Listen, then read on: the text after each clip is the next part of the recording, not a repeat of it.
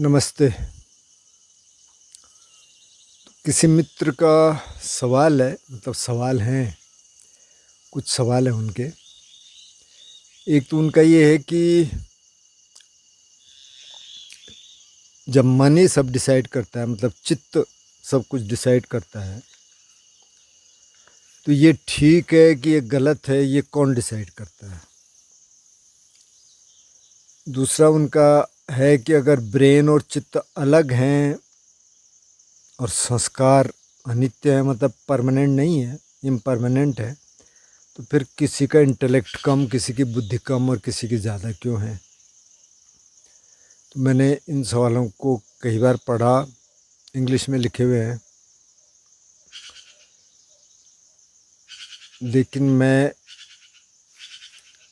ये नहीं जान पाया कि इन सवालों के पीछे क्या है, क्योंकि इसमें मुझे कोई ऐसा सवाल दिखा नहीं कि चित्त डिसाइड करता है तो फिर ये कौन डिसाइड करता है कि एक ठीक है या गलत है। तो वो भी चित्त ही है, उसको प्रज्ञा बोल सकते हैं। और किसी की बुद्धि कम है ज़्यादा है तो उसमें बहुत सारे फैक्टर्स हैं। तो चलो, जो बुद्धिस्ट पर्सपेक्टिव है उसके हिसाब से थोड़ा बात कर लेते हैं। क्या है फिर ये है कि बुद्धि ये नहीं कह रहे हैं कि बस यही है, इतना है। जैसे कि अगर संस्कार की बात करें, कर्म संस्कार की बात करें, तो वो कह रहे हैं कि सब कुछ कर्म के कारण होता है, ऐसा नहीं है। इसमें बहुत सारे और नियम हैं। बीज का नियम है, जैसा बीज डालेंगे वैसे फल मिलेगा। ऋतु नियम है, गर्मी है तो गर्मी लगेगी, सर्दी है तो सर्दी लगेगी। धम्म नियम है, मतलब कुदरत के अपने नियम है अलग से। ग्रेविटी है, तो सबके लिए ग्रेविटी है। पानी नीचे बहता है, आग में हाथ डालेंगे तो जलेगा। तो सिर्फ ये नहीं है कि जैसे आपने कर्म किए उस तरह का आपको फल मिला, बहुत सारी चीज़ें हैं उसमें। तो फिर भी जो बुद्धिस्ट मॉडल है, जिसकी हम बाय द वे कई बार चर्चा कर चुके हैं, कि एक तो शरीर है जिसको उन्होंने कहा कि रूप स्कंद है, मतलब जो दिख रहा है। दूसरा नाम स्कंद है, जो मन है, जिसके 4 हिस्से हैं। एक तो संज्ञा है, परसेप्शन है, जो किसी चीज़ को देख के, सुन के, सूंघ के, चख के, या त्वचा पे कुछ आया या मन में कोई थॉट आया उसको देख के जज करता है। फिर एक उस अंग की, उस फैकल्टी की कॉन्शियसनेस सिर उठाती है। अगर आँख से कुछ देखा तो उसके लिए एक तो आँख ज़रूरी है, एक दृश्य ज़रूरी है और एक आई कॉन्शियसनेस ज़रूरी है। तो जब बुद्धिज़्म के हिसाब से देखें तो 6 कॉन्शियसनेस होगी, जिसको पाली में कहा विज्ञान, संस्कृत में बोलेंगे तो विज्ञान, पर आज की भाषा में विज्ञान से समझ आएगा नहीं, तो कॉन्शियसनेस ठीक है। आँख की कॉन्शियसनेस कान की कॉन्शियसनेस से बिल्कुल अलग है, नाक की बिल्कुल अलग है, जीभ की बिल्कुल अलग है। तो ये 6 कॉन्शियसनेस होगी, मन के अलग है। और जो मन की कॉन्शियसनेस है वो इनको भी प्रोसेस कर रही है। तो संज्ञा ने कुछ देखा या कुछ सुना, जैसे यहाँ बहुत सारी आवाज़ें हैं, अभी मैंने कुछ सुना,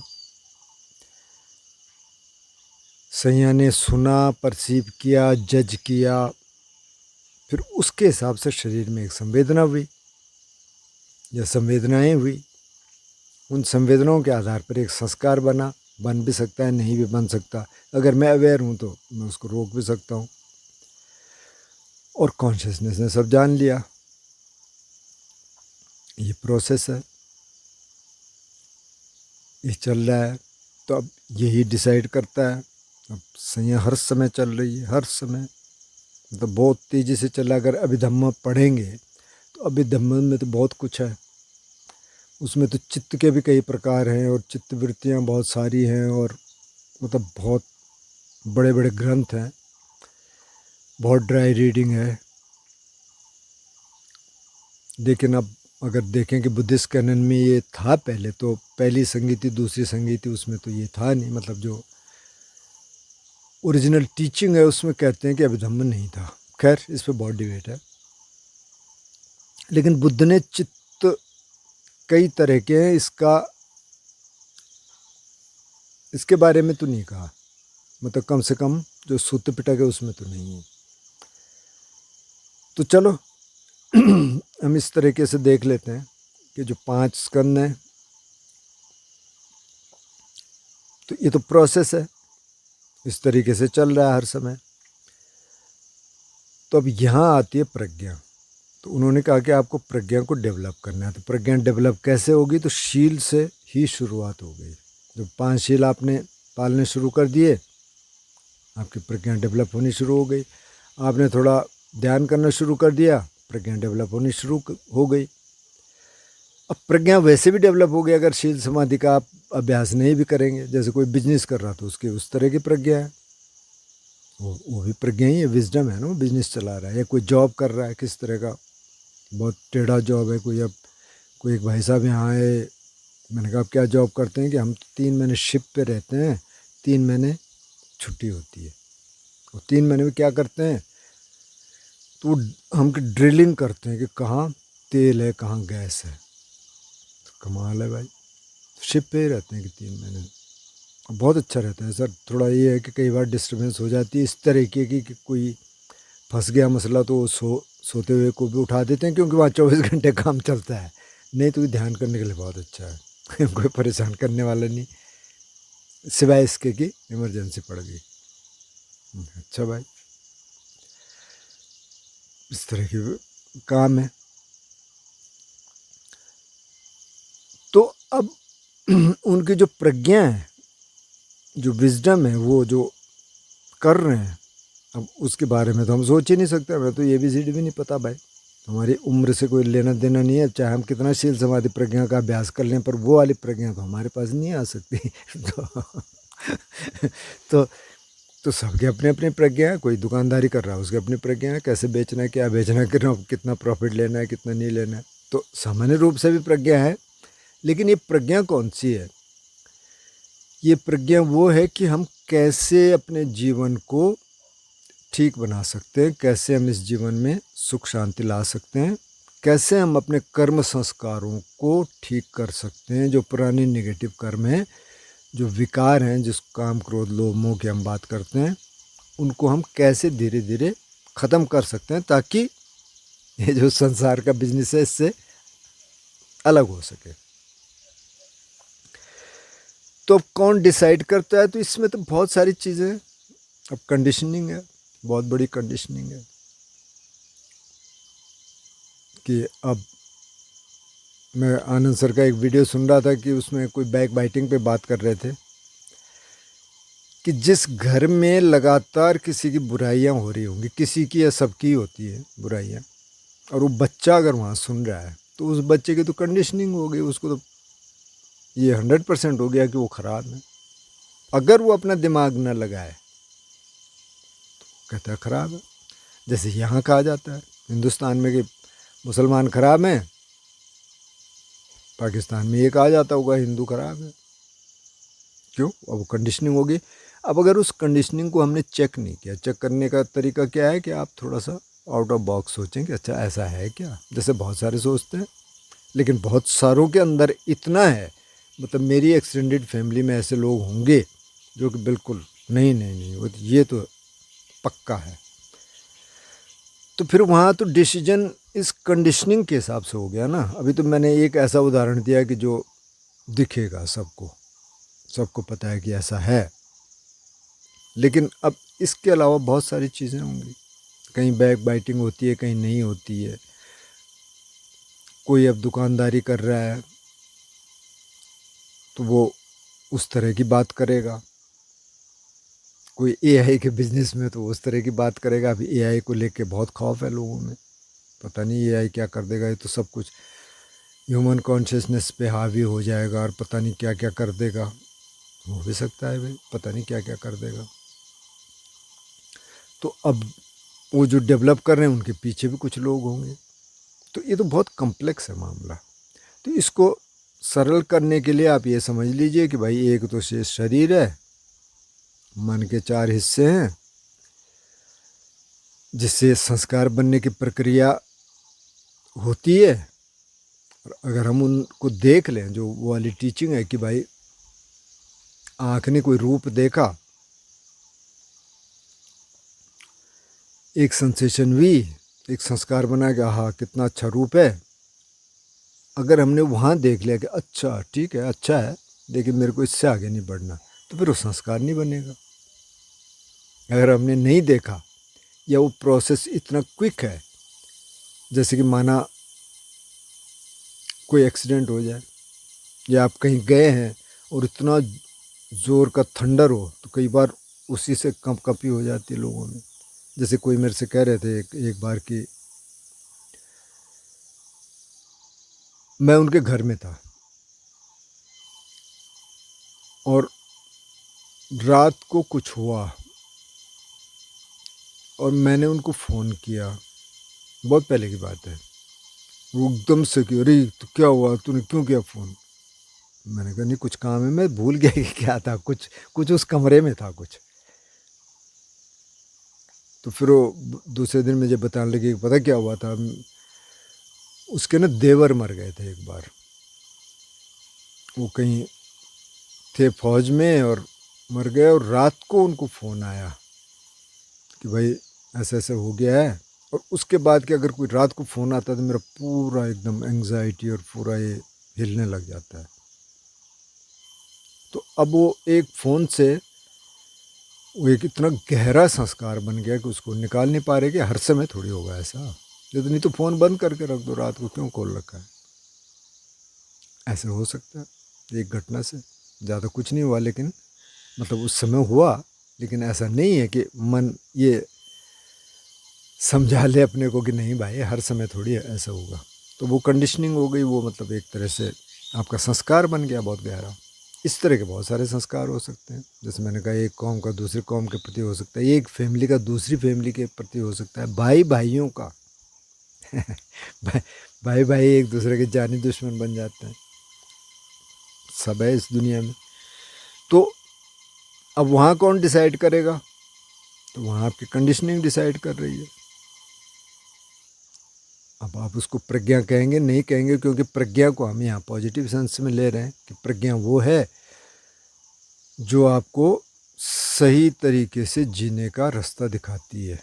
वो प्रज्ञा है, नहीं तो प्रज्ञा नहीं है, वो उल्टा हो गया प्रज्ञा का। तो अब यहाँ तो बहुत कुछ है। अब क्या डिसाइड करेगा क्या नहीं डिसाइड करेगा, कौन डिसीजन लेगा कौन नहीं लेगा, वो तो उस पर डिपेंड करेगा कि आप अपने मन को कैसा बना रहे हैं। डिसीजन तो उस हिसाब से होगा ना। भाई एक संत के पास कोई जाता है और उसको गाली देता है और संत चुपचाप बिना रिएक्शन के बैठा रहता है, जैसे बुद्ध के साथ बहुत हुआ ना। ऐसे बुद्ध के साथ एक आगे ब्राह्मण डंडा लेके कि तेरा सिर तोड़ता हूँ मैं, ये करता हूँ, उसको गाली देने लग गए। उन्होंने पहले पूरे प्लानिंग कर रखी थी, कुछ लोग छुपा रखे थे कि जैसे हल्ला होगा तुमान और दो चार के डंडे डुंडे मार के हम निकल लेंगे, बस बदनामी हो जाएगी इनकी। तो वो ये सोच के गया था कि अब हम गाली देंगे ये करेंगे डंडा घुमाएंगे तो और आएंगे कि क्या कर रहा है भाई, क्योंकि ऐसे ही होता है। तो आप जाके देख लेना मतलब अब आजकल तो आश्रम में आप डंडा ले ही नहीं जा सकते, अच्छा ही है। लेकिन माना अगर कुछ बोल भी रहे हैं तो क्या होगा, आप पिट पिटा के आ जाएंगे। तो वो बोल रहा है, बाकी सब चुप बैठे हुए हैं वहाँ। सारे पुत हैं, मोगलान हैं, बड़े बड़े लोग बैठे हैं, सारे अरंत हैं और भी हैं। अब वो कुछ तो ऐसे नर्वस हो गया, उसने कहा अरे वो क्या गया। फिर बुद्ध ने बोला कि आपके यहाँ कोई उपहार लेके आता है, मतलब गिफ्ट लेके आता है? बोले हाँ आता है। क्यों? बोले अगर आप न लेना चाहें तो क्या करता है? बोले ले जाएगा अपने घर, नहीं लेना चाहेंगे जिससे क्या मतलब है भाई, क्यों पूछ रहे हो? बोले मैं इसलिए पूछ रहा हूँ कि तुम मेरे लिए गालियों का उपहार लेके आए लेकिन मैं इसको स्वीकार नहीं करता, आप ले जाओ। तो डंडा डुंडा तो इसने छोड़ दिया। इसने कहा श्रवण गौतम ये आप कैसे कर पा रहे हैं? बोले बैठ जा, आँख बंद कर, सांस देखना शुरू कर दे। बताते हैं क्यों फिर भिक्षु बन गया बाद में। ऐसे वो किसी और के पास जाता तो रिएक्शन दूसरा होता। तो ये कहाँ से होगा निर्णय? निर्णय तो मन से होगा ना। जैसे आपने मन को तैयार किया होगा उस तरह का निर्णय आएगा सामने। अब कोई बहुत क्रोधी व्यक्ति है, उसके सामने आप थोड़ा सा कुछ ऐसा बोल दो मामूली सा भी, तो वो एकदम गुस्सा करेगा। दूसरा व्यक्ति होगा जो इतना क्रोधी नहीं है, हो सकता है सिर्फ स्माइल करे, चुप हो जाए। अब आप ऐसा सोचें कि इसने स्माइल किया और दूसरा भी स्माइल करेगा, तो ऐसा नहीं होगा, क्योंकि दोनों के मन अलग अलग है। तो जैसे आप अपनी प्रज्ञा विकसित करेंगे, उस प्रज्ञा के हिसाब से आपका डिसीजन होगा, वही निर्णय लेगा क्या ठीक है क्या ठीक नहीं, जिस तरह की प्रज्ञा होगी। अब एक के लिए ये चीज़ ठीक हो सकती है, दूसरे के लिए दूसरी चीज़ ठीक हो सकती है। अब एक के लिए ये हो सकता है कि ये कौम तो बहुत ख़राब है जी, इनको तो नहीं रखना चाहिए यहाँ। दूसरे के लिए होता है कि नहीं भाई, सब तो इंसान है, सब अगर आप आत्मा परमात्मा की भाषा में बोलें तो भाई सब परमात्मा के हिस्से हैं। तो आप कौन है डिसाइड करने वाले? तो ये तो साफ ही है कि मतलब प्रज्ञा डिसाइड करेगी। फिर इसमें बुद्ध कई मॉडल देते हैं, जैसे हीरी और तपका है कि भाई आप ये देखिए कि इस काम को करने में लोग क्या बोलेंगे मेरे लिए, क्योंकि ये इमोरल है। तो आप उसको पहले ही मत करिए, उसमें शर्म आनी चाहिए आपको। लोग क्या बोलेंगे उसका डर होना चाहिए, तो आप वो मत करिए, उससे पहले दूर रहिए। तो बहुत सारे आप जो शील है, आप जो शील पालने शुरू कर देंगे तो आपकी प्रज्ञा वहीं से विकसित होनी शुरू हो जाएगी। ध्यान करना शुरू कर देंगे तो फिर अंदर दिखना शुरू हो जाता है कि क्या चल रहा है, वहाँ से प्रज्ञा विकसित होगी। उसके आधार पर आप फिर अपने डिसीजन लेंगे। और ये लंबा कार्यक्रम है, ऐसा नहीं है कि अब एक आध साल आप ध्यान करने लग गए तो आपका बिल्कुल समता में आ गए कि हाँ जी हम तो कोई रिएक्ट करेंगे ही नहीं किसी गुस्से वाली बात पे और किसी भी बात पे, ऐसा नहीं होता। लेकिन कम हो जाएगा। आपने उस तरह की प्रज्ञा डेवलप की तो कुछ चीज़ें कम हो जाएंगी। दूसरा, आप कह रहे हैं कि संस्कार अनित्य हैं, तो किसी का इंटेलेक्ट ज़्यादा है किसी का कम है, ऐसा क्यों है? तो ऐसा तो संस्कार अनित्य हैं या नहीं है उससे तो कोई फ़र्क पड़ता नहीं ना। ये तो सारी की सारी फिर से कंडीशनिंग है, क्या क्या लेके आए आप। अब अगर किसी घर में सिर्फ म्यूज़िक का वातावरण है, सारे दिन संगीत होता है, सारे दिन इसकी चर्चा होती है। जैसे मैं एक बहुत बड़े म्यूजिशियन को सुन रहा था, एक है बाय द वे, आप सुनना, उन्होंने बहुत सारे प्रयोग किए। वो तबला बजाते थे, ताल योगी सुरेश तलवलकर, उनकी बेटी भी बजाती है, बेटा भी बजाता है। और वो 8, 10, 15, 20 कई बार इससे भी ज़्यादा लोगों को साथ लेके बजाते हैं। उसमें गाने वाला भी है, कोई सितार बजाने वाला है, कोई बांसुरी वाला है, मृदंगम है, पखावज है, तबले हैं और कईयों हैं, कई चीज़ें हैं, वेस्टर्न इंस्ट्रूमेंट्स हैं। और बहुत बढ़िया कंपोजर हैं, बहुत बढ़िया कंपोज करते। उससे बढ़िया मैंने कोई देखा नहीं अभी। और दूसरा तो अभी मैं सुन रहा था, आजकल वो बजाते नहीं तबला क्योंकि अब उनकी एज काफ़ी हो गई। तो वो कह रहे कि मैं जो भी आपके सामने पेश कर रहा हूँ ना, ये मेरा कुछ नहीं, मेरे सब गुरुओं का है। तब ये ह्यूमिलिटी है ना। उस आदमी ने इतना डेवलप किया, लेकिन कह रहा है कि नहीं, सब क्रेडिट मेरे गुरुओं को जाता है, मैंने जो सीखा मैं वो आपके सामने पेश कर रहा हूँ। अच्छा, दूसरा कुछ और है, मैं नाम नहीं लूँगा उनका। तबले पे आते हैं तो बिल्कुल ऐसे कि जैसे मतलब और कोई दूसरा है नहीं, यूँ बिल्कुल उनके उनके पोस्चर से लगता है कि अबे कितना ईगो आ गया बंदे में। वो भी बजा रहा तबला, ये भी बजा रहे हैं तबला। तभी कंडीशनिंग है, ये सारा संस्कार है। इनको ऐसे संस्कार मिले तो इतने हम्बल हो गए और इतनी ह्यूमिलिटी से बात कर रहे हैं। दूसरे संस्कार ऐसे हैं कि हाँ बिल्कुल बजाना भी ऐसे, और बिल्कुल ध्रांग ध्रांग ध्रांग, बिल्कुल उसमें उनको रस आता है ज़्यादा।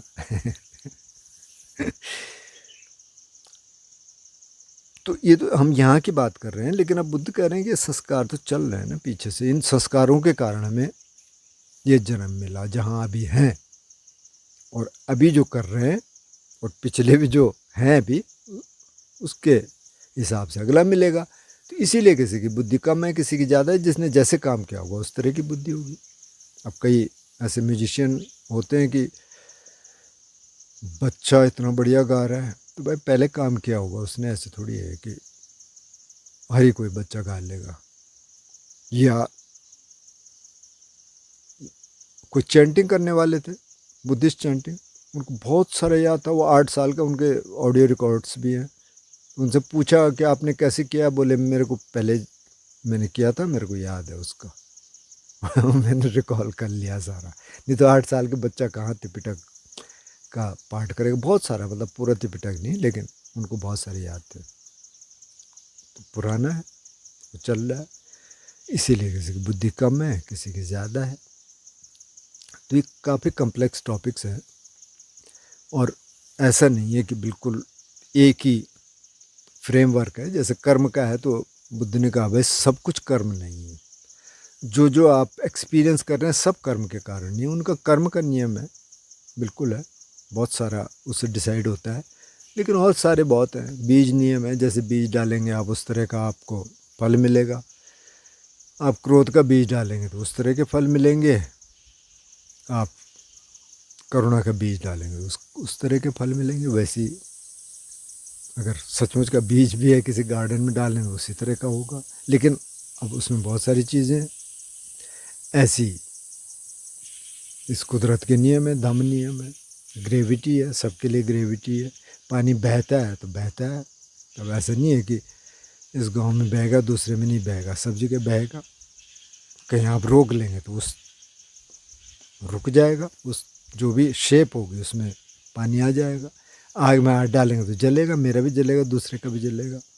ऐसा कुछ नहीं है। ये धम्म नियम है, ऋतु नियम है। गर्मी है, सबके लिए गर्मी है।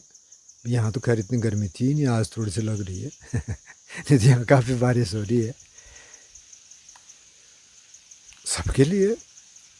तो इन चीज़ों से भी बहुत कुछ डिसाइड होता है। ऐसा नहीं है कि सब कुछ कर्म है। उन्होंने कहा सब कुछ कर्म नहीं है, लेकिन कर्म बहुत कुछ है, लेकिन सब कुछ नहीं है। तो इसका जवाब तो ये है। लेकिन इसकी चर्चाएं हम कर भी चुके हैं काफ़ी बार। लेकिन अगर आपका कहना ये है कि भाई जो आत्मा और परमात्मा वाली थ्योरी है कि परमात्मा है और वो सब कुछ बनाता है और आत्मा भी है, तो ये तो इस मॉडल में फिट होता नहीं। क्योंकि बुद्ध ने तो कह दिया भाई आत्मा तो कुछ है नहीं, अनात्म लक्षण है। जो मैं 5 खंडों की बात कर रहा हूँ कि ये शरीर है और मन के 4 हिस्से, उन्होंने कहा यही 5 स्कंद है, यही सारा एक्सपीरियंस है। मेरा एक्सपीरियंस है, आपका है। ये सब्जेक्टिव एक्सपीरियंस है मेरी मेमोरी के बेस पे। आपका एक्सपीरियंस सब्जेक्टिव है आपके लिए, आपकी मेमोरी, आपके संस्कार, आपके कंडीशनिंग, जो भी कहना चाहें आप, उसके बेस पे। एक पेड़ को हम देख रहे हैं तो 2 लोग 2 तरीके से देख रहे हैं, 10 लोग 10 तरीके से देख रहे हैं। वो एक ऑब्जेक्टिविटी नहीं है। जो पहले साइंस कह रही थी ना कि ऑब्जेक्टिव है, ये सब ऑब्जेक्टिव है। अभी वो कहने लग गए नहीं, ऑब्जेक्टिव नहीं है, सब्जेक्टिव है। साइंस भी कहने लगी। धर्म तो बहुत पहले से कह रहा था, बुद्ध तो 2500 साल से कह रहे थे। तो ये ऑब्जेक्टिव एक्सपीरियंस नहीं है, ये सब्जेक्टिव है। सब्जेक्टिव का मतलब ये हो गया कि जो जो मेरी कंडीशनिंग है, जो जो मेरी मेमोरीज़ हैं, जो मेरा संस्कार है, उसके हिसाब से मैं चीज़ों को परसीव करूँगा। मेरी सैयाँ उस तरीके से परसीव करेगी। तो जब आप शील का जीवन जी रहे हैं, जब आप समाधि का अभ्यास कर रहे हैं, तो उस हिसाब से आप ट्रेन कर रहे हैं अपने माइंड को। ये सारी माइंड की ट्रेनिंग है। कहाँ संस्कार बन रहा है, कहाँ आप संस्कार बनने से रोक सकते हैं, सैया आपका क्या परसीव कर रही है, क्या जज कर रही है, आप उसको कैसे देख रहे हैं, वो सारा डेवलप हो रहा है, वो सारी ट्रेनिंग हो रही है। तो आप इसको प्रज्ञा की तरफ ट्रेन कर रहे हैं। मतलब इसको ये ट्रेन कर रहे हैं कि भाई किस में सुख शांति है, कैसे हम अपने विकारों को कम कर सकते हैं। दूसरा हो सकता है कि जिसके अपोजिट डायरेक्शन में ट्रेन कर रहा हो, जिसको शील समाधि प्रज्ञा का पता नहीं है, जो क्रिमिनल्स हैं, क्राइम कर रहे हैं, जिनको पता ही नहीं है करना क्या है, और कई बार वो परमात्मा के नाम पे करते हैं। कई बार वो कहते हैं कि साहब वो खुश होगा इसलिए हम कर रहे हैं, उनको ऐसे सिखाया जाता है, तो वो कंडीशनिंग है सारी, उनका बिलीफ होता है कि हाँ बिल्कुल है ये ऐसा है। तो ये तो बहुत कॉम्प्लेक्स है मामला, लेकिन इसको अगर बहुत इजी रहने दें, बहुत आराम से, तो शील समाधि प्रज्ञा का जीवन है, उसको आप जीने की कोशिश करिए, तो उससे सुख शांति जीवन में आएगी। और फिर आपको ये भी पता चलता रहेगा कि भाई किस तरीके से आपकी प्रज्ञा डेवलप हो रही है। तो जो मैंने कहा कि आत्मा परमात्मा वाला मॉडल यहाँ फिट होता नहीं है, क्योंकि परमात्मा के लिए बुद्ध ने कहा भाई तो कॉज एंड इफेक्ट पे चल रहा है, कारण है फिर उसका फल है आगे आता है, और अनकंडीशनड कुछ है नहीं। ऐसा कुछ है नहीं कि पेड़ का वजूद एकदम स्वतंत्र हो, ऐसा नहीं है। वो तो बहुत सारी कंडीशन है ऐसी, जो मैं यहाँ बैठा हूँ तो बहुत सारी कंडीशंस हैं, वो कंडीशंस अगर नहीं रहेंगे तो मैं नहीं रहूँगा, ये प्लेनेट भी नहीं रहेगा, तो उनका प्लेनेट भी ख़त्म होते हैं, गैलेक्सीज भी ख़त्म होती हैं फिर बनती हैं। तो ये तो सारा एक दूसरे के ऊपर जुड़ा हुआ है, सारी कंडीशनड है, कुछ भी स्वतंत्र रूप से किसी का वजूद है ही नहीं। तो मैंने कोशिश की आपके सवाल का जवाब देने की, लेकिन आपका सवाल बहुत क्लियर था नहीं, और मुझे लगा कि हो सकता है इस सवाल के पीछे कुछ और हो, तो आप बताना क्या था और कैसे था, और इससे कुछ क्लैरिटी आई कि नहीं आई। मुझे लगता है आज के लिए इतना काफ़ी है। आप कमेंट करते रहें, सवाल पूछते रहें। नमस्ते।